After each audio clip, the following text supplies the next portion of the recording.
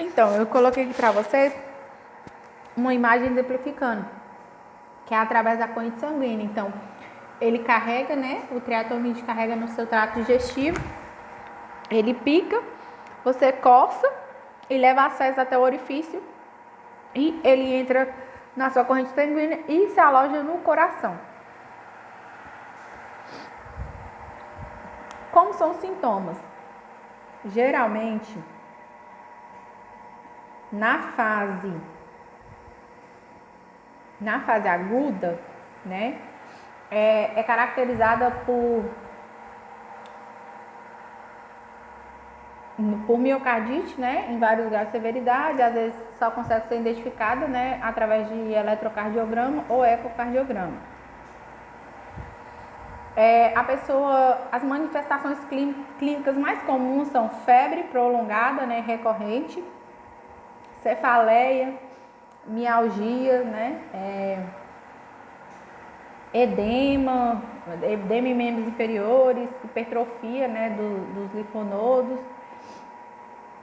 E tem também as manifestações digestivas, são diarreia, vômito, e são mais comuns em casos por transmissão oral, tá? E há alguns relatos de icterícia, né, e manifestações digestivas hemorrágicas. Nesse caso, a febre ela desaparece depois de alguns dias e a pessoa não se dá conta do que aconteceu, embora o parasita já esteja alojado em alguns órgãos. O que acontece com a doença de Chagas? Quem tem geralmente não sabe que tem, porque você sente esses sintomas e você acha que está ou uma gripe, ou com um resfriado, ou com outra doença, né? Ou com outra doença, ou uma virose, entendeu? Porque os sintomas são parecidos. Então, esses sintomas eles vêm e depois eles somem. E isso a gente chama de fase aguda, né? Depois, nem todos esses sintomas são perceptíveis. Aí o indivíduo ele pode saber que tem a doença 20, 30 anos depois de ter sido infectado, né? Ao fazer algum exame de sangue de rotina. Geralmente tem gente que fala assim, eu fui entrar numa empresa, por exemplo, aí você faz os exames para entrar na empresa. Aí toda empresa pede o exame, né? Da doença de Chagas. E aí a pessoa descobre nesses exames de rotina ou para entrar numa empresa que é portador da doença de Chagas, sendo que ele foi contaminado há 20, 30 anos atrás. Outras manifestações também, que são complicações graves da doença, são a meningite e a encefalite, né? Da fase aguda, mas são muito raros casos de morte. Aí a doença evolui para a fase crônica, né? Passada, né, a fase aguda, aparente, né, ou inaparente, a pessoa pode ter sintomas ou não. Se não for realizado o tratamento específico, ocorre, né, redução espontânea da parasitemia ou com tendência à evolução para esses sintomas, né? Depois que ele cai na circulação, o Trypanosoma cruzi ele afeta os gânglios, o fígado e o baço. Depois se localiza no coração, intestino e esôfago, tá? Nas fases crônicas da doença, pode haver a destruição da musculatura, né, e flacidez.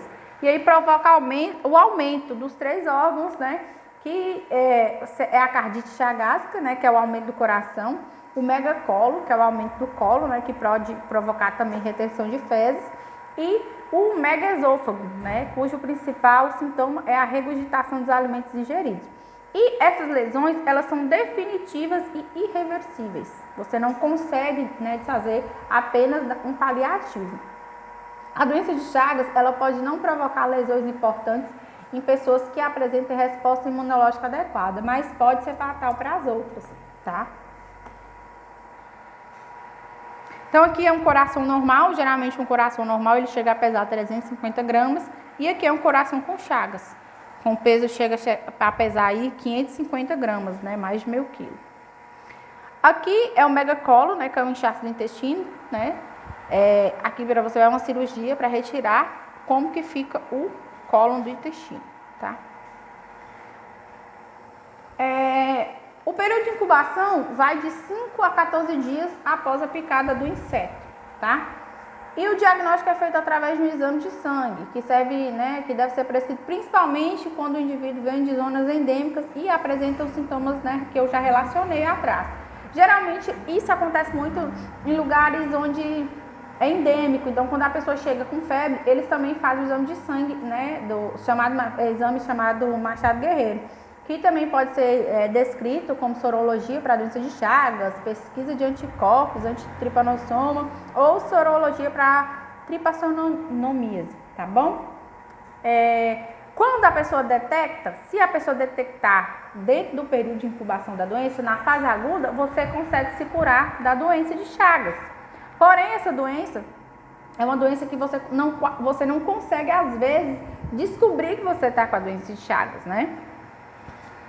A medicação, quando está na fase aguda, você consegue tratar, né? A medicação é dada sobre acompanhamento médico, né, nos hospitais, porque tem efeitos colaterais, ele provoca alguns efeitos colaterais. Então, tem que ser assistido, né, em um hospital. E deve ser mantida por no mínimo um mês para erradicar, tá? O efeito do medicamento, ele costuma ser satisfatório, igual eu falei, apenas na fase aguda da doença, que é quando o parasita ele ainda está circulando no sangue, ele ainda não está num local fixo, tá? Ou no coração, ou no baço e tal.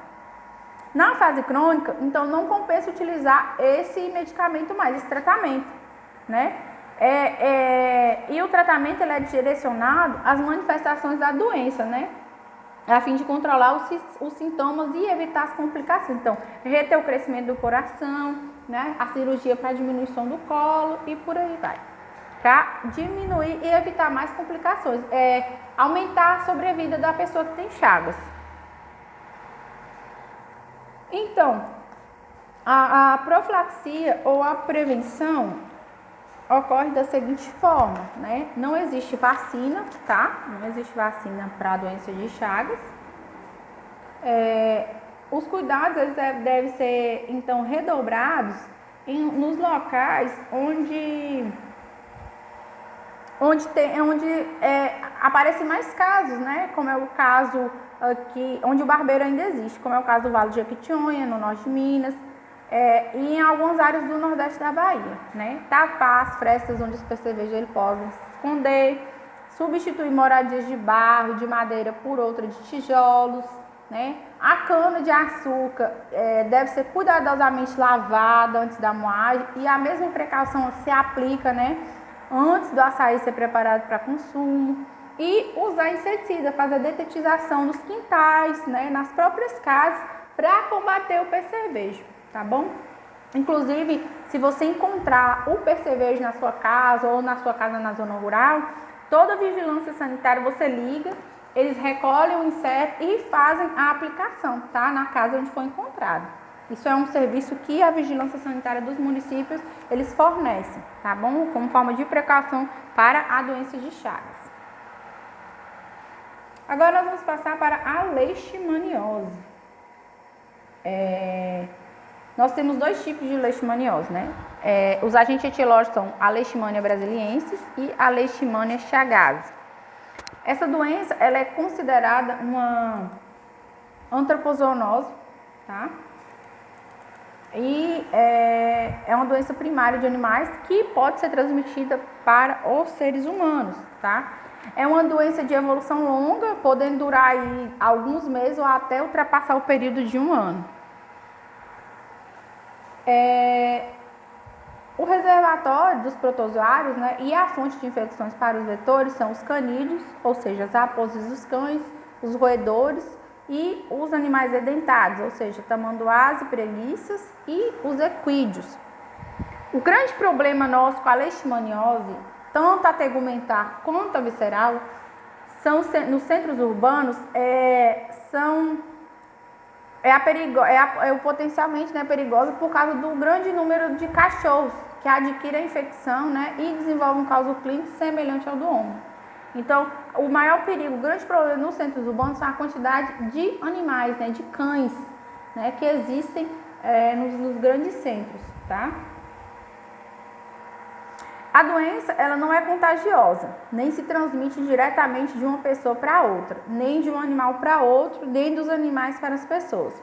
A transmissão do parasita ela ocorre apenas, né, através da picada do mosquito fêmea, é a fêmea que pica, né, infectado. E na maioria dos casos, o período de incubação é de 2 a 4 meses, né, mas pode variar também de 10 a 24 meses. Então, você pode ser picado e pode apresentar sintomas só após 10 dias ou após 2 anos, por exemplo. Aqui é o mosquito, né, o Lusotomia longipalpis, que é chamado de mosquito palha.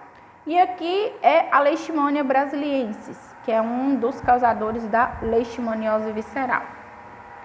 Aqui é o ciclo da doença. Nós temos aí o mosquito palha, né, que transmite os protozoários, né, do gênero Leishmania. E temos duas, como eu falei, a Chagas e a brasiliensis. O ciclo começa quando o mosquito fêmea infectado ele pica um cachorro que está contaminado com parasita, né, que é o reservatório. E os cães contaminados eles não transmitem nem para outros cães nem para os seres humanos. E aí o mosquito pica o cão e pica o seu dono. Então aí já está transmitida a doença, tá? Para o ser humano. Eu coloquei aqui mais uma ilustração, tá vendo? Cachorro com leishmaniose. O cachorro doente é picado pelo mosquito, né, e fica infectado, e o mosquito infectado pica a pessoa. Aí a pessoa pode ter leishmaniose visceral ou leishmaniose tegumentar. Eu coloquei aqui os sintomas. Aí a leishmaniose tegumentar ou cutânea tem duas complicações, duas formas, né? 2 ou 3 semanas depois, né, de ser picado pelo mosquito, pelo flebótomo, aparecem aí pequenas elevações na pele, né, de cor avermelhada, e isso aí vai aumentando de tamanho, até formar uma ferida que é recoberta por uma casca, né, uma crosta, ou uma secreção purulenta. A doença também ela pode se manifestar como lesões inflamatórias, tanto nas mucosas do nariz quanto da boca. Já a leishmaniose visceral ocorre febre irregular, né, prolongada, anemia, indisposição, palidez da pele, né, ou das mucosas, falta de apetite, perda de peso, inchaço do abdômen, né, devido ao aumento do fígado e do baço. Aqui é um exemplo, né, aqui é a leishmaniose cutânea ou tegumentar, tá vendo? São feridas, né, que se formam. Aqui mais algumas, tá vendo, nas mucosas da boca. Aqui tanto no cão quanto nos seres humanos. E o diagnóstico é feito, né, clínico, epidemiológico e laboratorial, né? Esse último na rede básica de saúde, ele baseia-se principalmente em exames imunológicos, né, e parasitológicos. Então você pode fazer o exame sorológico, né, que é o de detecção mais fácil para o diagnóstico da leishmaniose. O parasitológico, né, e exames, alguns outros exames inespecíficos. Né? No caso da tegumentar, é feita também a retirada da borda das lesões, né, para determinar a presença ou não do parasita causador da leishmaniose. E o exame imunológico, né, para detectar se a pessoa entrou em contato com a leishmania. Então, é de extrema importância estabelecer o diagnóstico diferencial. Por quê? Muitos desses sintomas da leishmaniose visceral, eles são muito parecidos com os da malária, da esquistossomose, da doença de Chagas e de outras parasitoses mais, tá bom?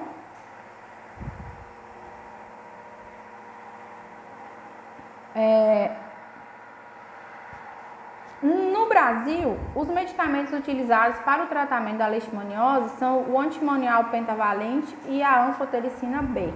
Né? O Ministério da Saúde, ele recomenda, né, o antimoniato de N-metilglucamina como um fármaco, né, de primeira escolha para o tratamento da leishmaniose.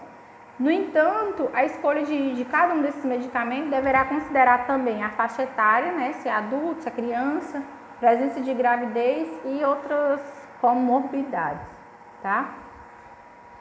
No cuidado com os cães afetados, os mais utilizados são os antimoniais e o halopurinol, mas é raro obter a cura completa desse cão, né? Pois eles amenizam os sintomas, mas eles continuam transportando o parasita, né? E os sintomas somem e voltam, somem e voltam. Então é por isso que hoje em dia ocorre a eutanásia dos cães.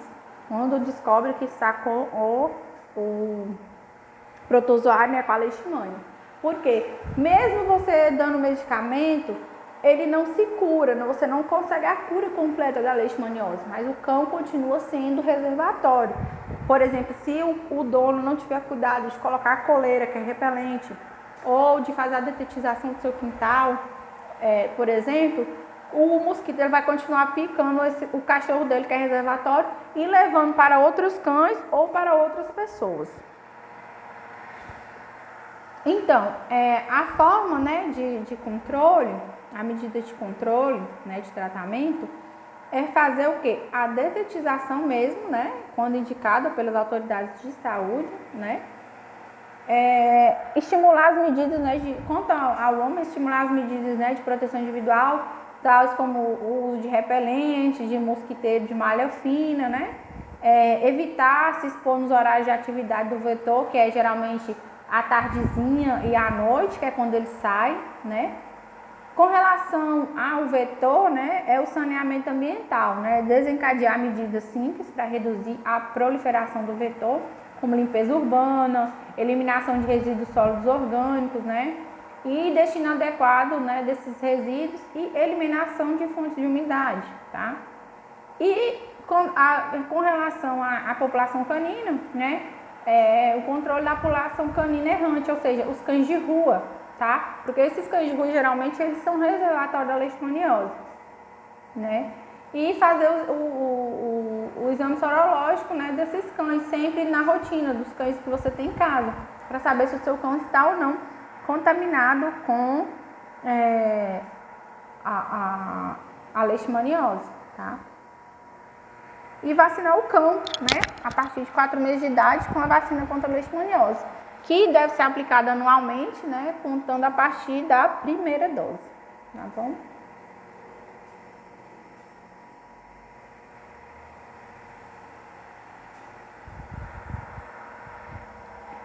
A próxima doença causada por protozoários é a malária, tá?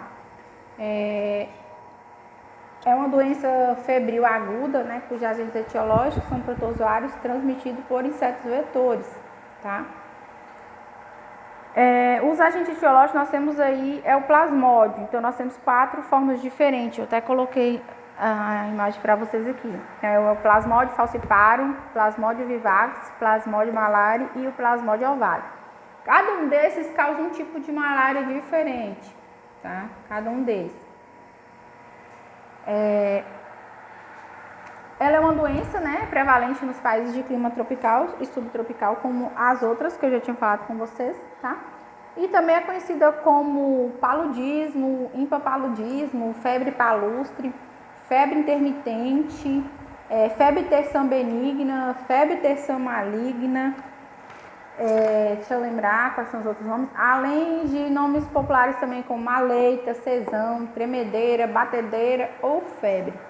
Tá? O agente etiológico, né, eu já falei, são as espécies de plasmódio, e o reservatório é o homem, né, o único reservatório com importância epidemiológica para a malária humana. E os vetores são os mosquitos pertencentes à ordem Diptera, tá? Do gênero Anopheles, tá? O gênero compreende cerca de 400 espécies no mundo, das quais cerca de 60 ocorrem aqui no Brasil. No país, as principais espécies transmissoras da malária são o Anopheles darling, o Anopheles aqualis, o Anopheles albitatis, e o principal vetor da malária no Brasil é o Anopheles darling, tá? Cujo comportamento ele é extremamente antropofílico, né? E dentre as espécies brasileiras é a mais encontrada picando no interior, né? E nas proximidades das residências das pessoas. Popularmente, os vetores da doença são conhecidos por carapanã, muriçoca, sovela, mosquito prego e bicuda, tá? Aqui é o ciclo de transmissão da malária, tá vendo? Tem os perozóitos, né, o macho e a fêmea do plasmódio, que é infectado, né, pelo vetor, que pica, né, o hospedeiro humano inicial, ou pode ser também transmitida da mãe para o filho, tá? E aí, essa infecção, geralmente, ela se aloja no fígado, tá bom?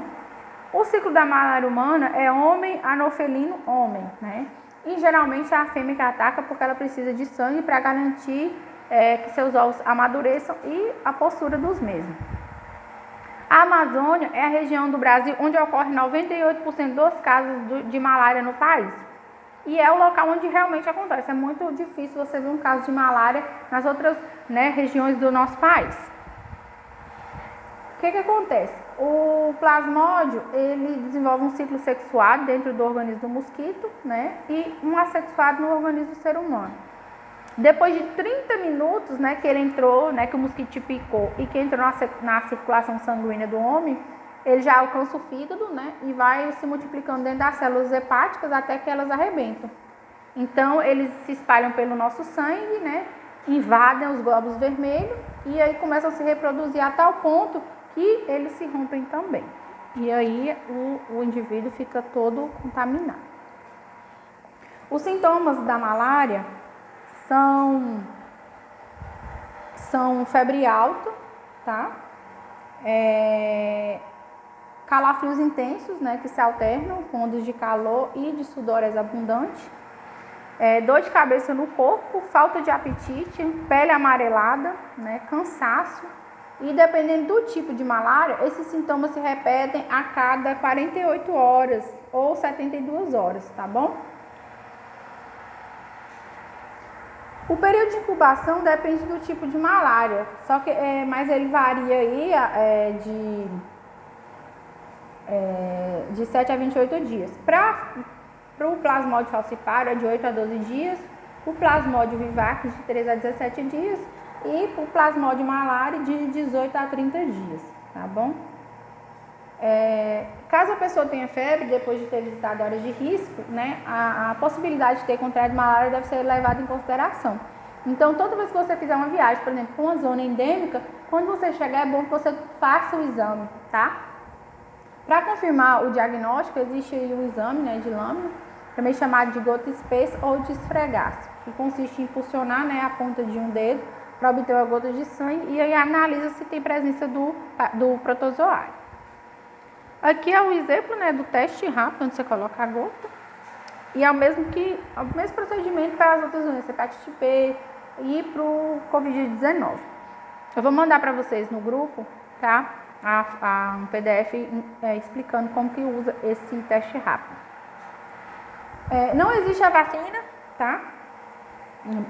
Para o paludismo, né? Que é uma doença autolimitada, mas que pode levar à morte se não for tratada em determinados casos.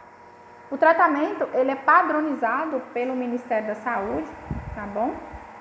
E feito por via oral, né? Não deve ser interrompido para evitar os riscos de recaída, tá? O tratamento da malária, ele visa atingir o parasita em pontos-chave do seu ciclo evolutivo, né? Os quais eles podem ser didaticamente resumidos em interrupção da esquizognomia sanguínea, que é responsável pela patogenia e das manifestações clínicas, né? Da febre, dos calafrios e tal.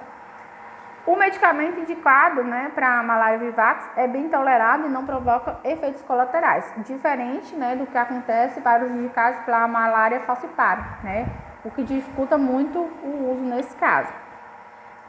A profilaxia ou as medidas de controle, inclusive um dos remedicamentos, gente, que é utilizado para o controle da malária é a cloroquina, tá?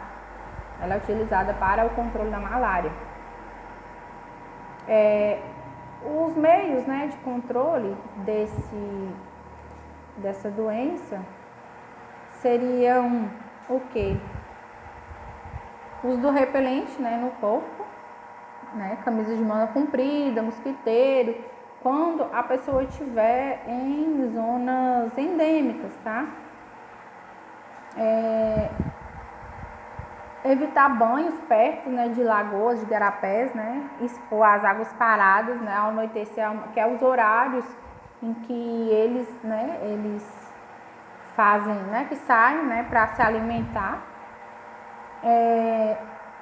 Procurar um serviço especializado se for viajar, né, para regiões onde a transmissão das doenças é alta, para tomar os medicamentos antes, durante e depois da viagem, né?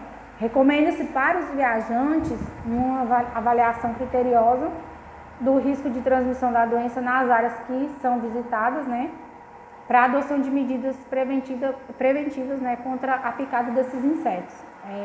Também como ter acesso, né, à rede de serviços dos diagnósticos, né, e tratamento da malária na área que for visitada.